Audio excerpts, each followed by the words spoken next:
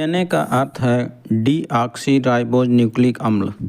ये एक तंतुनुमा दोहरा अणु है जिसमें जीवों की उत्पत्ति और विकास से जुड़ी बेहद महत्वपूर्ण जेनेटिक सूचनाएं स्टोर रहती हैं, जो एक सजीव जीवधारी के विकास और शक्ति को नियंत्रित करती है। आसान शब्दों में कहें तो डीएनए एक प्राणी के जेनेटिक निर्माण से संबंधित सूचना को इकट्ठा करके रखता है। यह जेनेटिक सूचना एक पीढ़ी से दूसरी पीढ़ी को हस्तांतरित होती जाती है।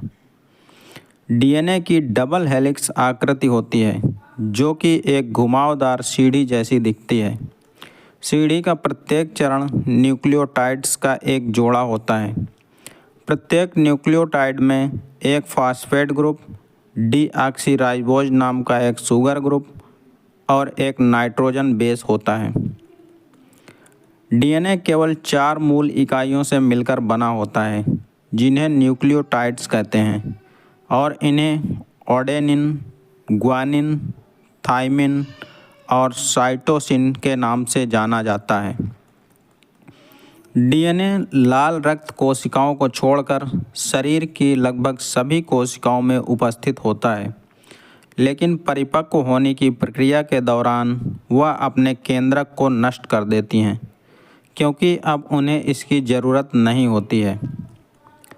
अभी तक हम डीएनए की डबल हेलिक्स संरचना के बारे में जानते हैं, लेकिन हाल में वैज्ञानिकों ने सजीव मानव कोशिकाओं में डीएनए के दूसरे स्वरूप का भी पता लगाया है।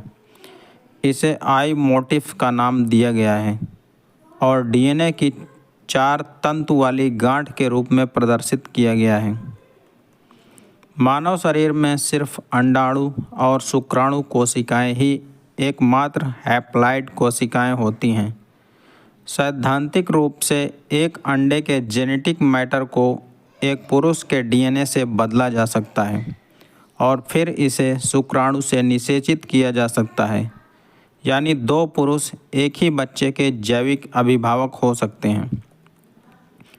किसी प्राणी का डीएनए प्रत्येक कोशिका में रोजाना लगभग 10 लाख बार क्षतिग्रस्त होता है, लेकिन यह डैमेज कोशिकाओं के डैमेज रिपेयर पाथवेज के माध्यम से लगातार सही होता रहता है।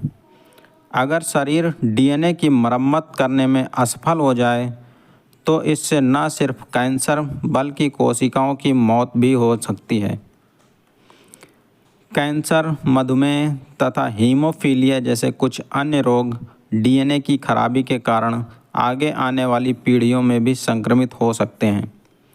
विशेषकर कैंसर के 70% से अधिक लोगों में जीन की खराबी ही सबसे बड़ा कारण होती है।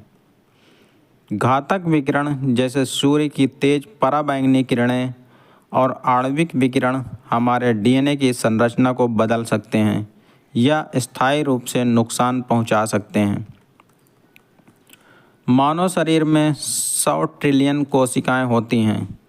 अगर आप इन कोशिकाओं में स्थित समस्त डीएनए को निकालकर सभी डीएनए अणुओं को एक दूसरे के सिरों से जोड़ दें तो डीएनए इतना फैल जाएगा कि इससे धरती से लेकर सूरज तक की दूरी को 1200 बार मापा जा सकता है। अगर आप 1 मिनट में 60 शब्द टाइप कर सकें और हर रोज़ 8 घंटे तक यही काम करते रहें तो मानव जीनोम को लिखने में आपको 50 साल लग जाएंगे। इंसानों और बंद गोभी का 40 से 50% डीएनए एक जैसा होता है। लगभग 2 ग्राम डीएनए में इस दुनिया की सारी डिजिटल जानकारी स्टोर की जा सकती है। डीएनए की डबल हेलिक्स स्ट्रैंड्स 20 से 26 एंगस्ट्रॉम चौड़ी होती है और प्रत्येक न्यूक्लियोटाइड यूनिट 3.3 एंगस्ट्रॉम चौड़ी होती है। इसकी संरचना में एक बड़ा खांचा और एक छोटा खांचा रहता है। हार्वर्ड विश्वविद्यालय के एक अध्ययन के अनुसार 1 ग्राम डीएनए में 700 टेराबाइट डेटा पूर्ण रूप से स्टोर किया जा सकता है। इंसान का डीएनए केले के डीएनए से 50% तक मिलता है। केलों के जीनोम में 36,000 प्रोटीन कोडिंग जीन मिलते हैं, जो उससे कहीं ज़्यादा हैं, जिनकी संभावना इंसानों में व्यक्त की गई है। वनमानुष शरीर संरचना के आधार पर मनुष्य के सबसे निकटवर्ती जीव माने जाते हैं, क्योंकि मानव का डीएनए चिंपैंजी के डीएनए से 98% तक मेल खाता है। हम चूहे से 92%, फ्रूट मलाई से 51% और जीवाणु से 18% तक मिलते हैं। कैम्ब्रिज विश्वविद्यालय के वैज्ञानिकों का मानना है कि इंसानों का डीएनए कीचड़ के कीड़े से मिलता जुलता है और ये हमारा सबसे नज़दीकी जेनेटिक संबंधी है।